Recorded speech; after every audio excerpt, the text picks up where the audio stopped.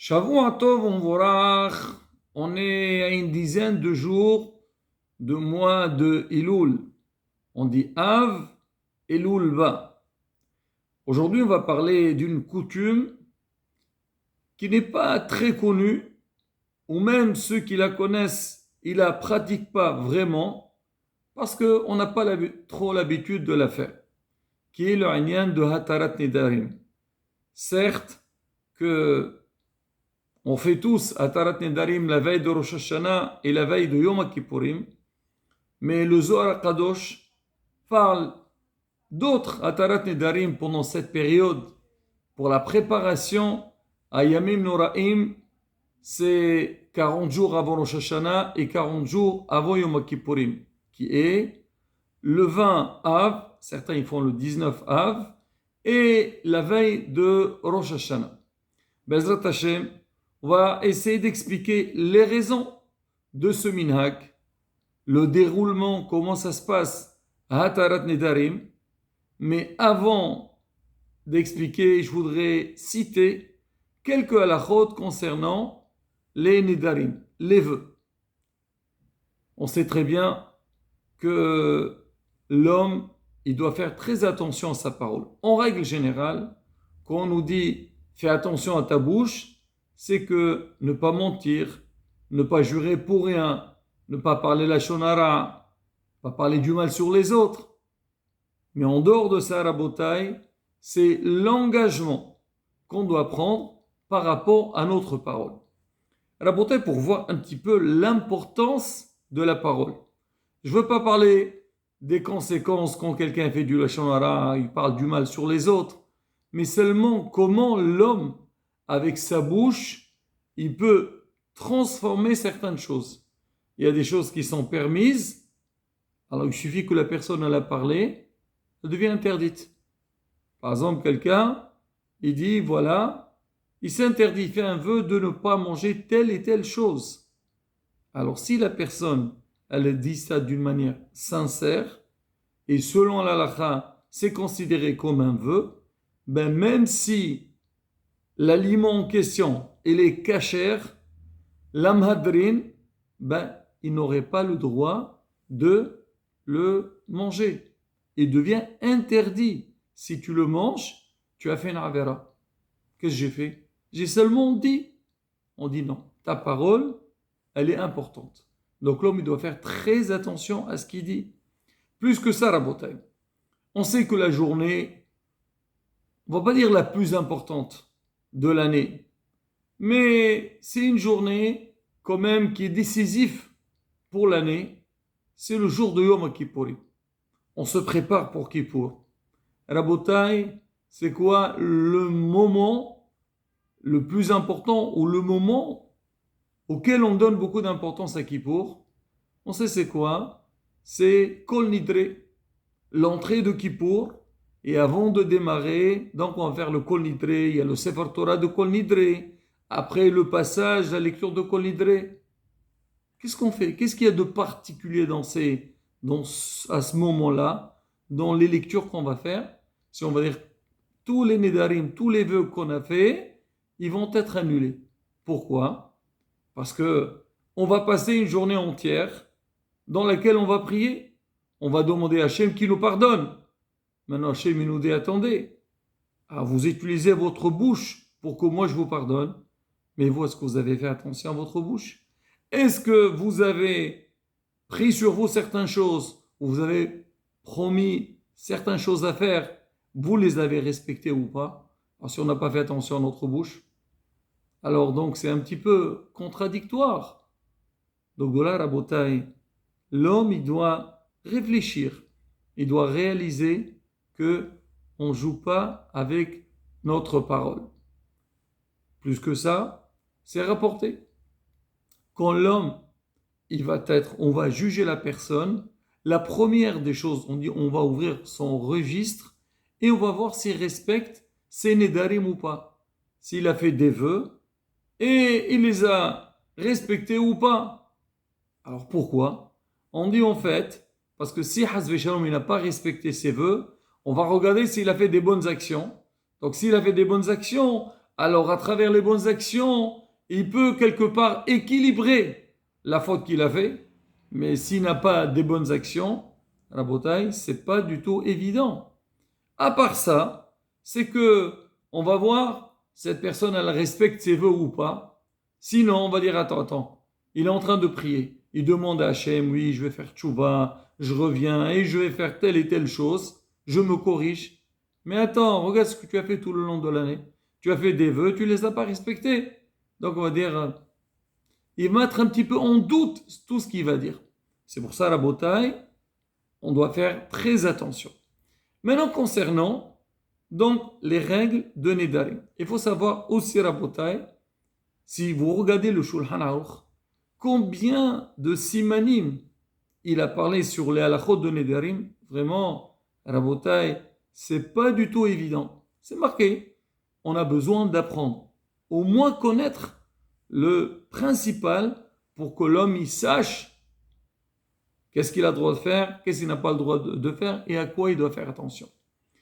Alors maintenant, faire un vœu, est-ce que c'est bien qu'on prenne sur nous des vœux ou pas? C'est rapporté que l'homme, il doit s'habituer, doit faire attention de ne pas faire des vœux. Parce que si tu fais un vœu, tu dois le respecter. Et c'est pas toujours évident que tu vas pouvoir le faire. Au point, c'est marqué Kol Hanoder, celui qui fait un vœu, il le fait passer un hoté, c'est un fauteur.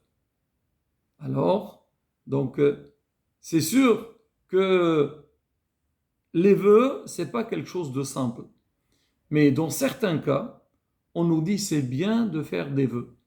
Comment? Si par exemple quelqu'un, par exemple, il a été nirchal, il a trébuché dans certaines choses, et lui maintenant, il veut, comme on dit, se renforcer. Il veut se forcer à ne pas refaire la bêtise qu'il a fait dans le passé. Dans ce cas-là, on dit c'est très bien, vas-y, fais-le. Mais sache-le, quand tu vas prendre sur toi, prendre quelque chose que tu sais que c'est à ta portée, ou que tu as la volonté de pouvoir faire ça. Mais si tu sais c'est très dur pour toi, fais attention. Ne joue pas avec ça. David Amel il dit Nishba'ati va'aqayema lishmor et mishpete setrecha. J'ai juré pour accomplir donc, et garder les lois qui sont justes, qui sont droits. C'est-à-dire quoi? C'est que l'homme, on dit que les arrêts et atzmo. L'homme, pour donc qu'il soit plus motivé, des fois on aurait le droit de faire. Mais toujours à la bataille. La médéo, seftotechem, faire attention que l'homme il apprend à ne pas dire n'importe quoi de sa bouche, et même des fois il a envie de faire certains engagements, il dit Belineder. Il dit Belineder, comme ça, donc Bezrat Hashem, ça ne soit pas un vrai neder. Mais il ne faut pas jouer avec ça non plus. Chaque fois, oui, Belineder, à la fin, il ne veut rien faire, il dit je dis Belineder. Non, fais attention. Bien sûr, comme on a dit, il faut apprendre, il faut connaître, et après, donc, savoir si on est capable ou pas, si on peut s'engager ou pas. Et Rabotai, on sait qu'on est confronté à ce problème combien de fois? L'homme, il a la bouche facile. Alors, chaque fois qu'il a envie de faire certaines choses, et c'est vrai parce qu'on veut bien faire, alors des fois, on lance des engagements, on fait des vœux, et à la fin, non, on ne les fait pas. Je prends un exemple aussi. Beaucoup de fois, ça arrive, et ça, c'est rapporté à la beauté dans l'Alaha. Par exemple, quand on fait des vœux, on veut s'engager à faire des dons pour les synagogues, pour les institutions. C'est très bien la bataille. C'est très fort. On connaît tous la ma'ala, la valeur, la grandeur de celui qui soutient les institutions de Torah, les endroits où il y a l'étude de la Torah, pour les gens qui sont dans le besoin. Bien sûr, ça a une valeur extraordinaire. Mais derrière ça, tu t'es engagé, il faut respecter. C'est vrai qu'on oublie. Alors note ce que tu as pris sur toi. Comme ça, tu vas gagner la mitzvah et tu vas éviter de ne pas tomber dans le piège et ne pas respecter les engagements. Mais malgré tout, Rabotai, Hachamim nous ont donné une possibilité donc de détourner ce problème.